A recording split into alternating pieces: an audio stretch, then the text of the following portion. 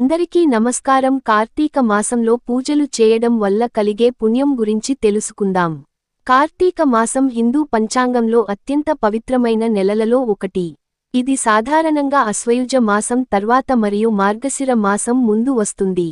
ఈ నెలలో భక్తులు శివుడు, విష్ణువు మరియు తులసి దేవి పూజలు ప్రత్యేకంగా చేస్తారు. కార్తీక మాసం ప్రాముఖ్యత. ఈ నెలలో దీపారాధన, దీపదానం చేయడం చాలా శుభప్రదం. కార్తీక మాసంలో స్నానం, ఉపవాసం, జపం, ధ్యానం చేయడం ద్వారా పాపాలు నశించి పుణ్య ఫలాలు లభిస్తాయి. ఈ నెలలో శివుడు మరియు విష్ణువు ఇద్దరూ పూజించదగిన దేవతలు. తులసి దళం పూజ, దీపములు వెలిగించడం, ఏకాదశి వ్రతాలు చేయడం అత్యంత పవిత్రమైనవి. కార్తీక మాసంలో చేయవలసిన ముఖ్య పూజలు. ప్రభాత స్నానం. కార్తీక స్నానం ఉదయం సూర్యోదయం కంటే ముందే నది లేదా ఇంట్లో స్నానం చేయడం.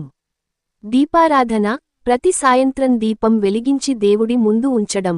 రుద్రాభిషేకం. శివాలయానికి వెళ్లి పాలతో లేదా నీటితో అభిషేకం చేయడం.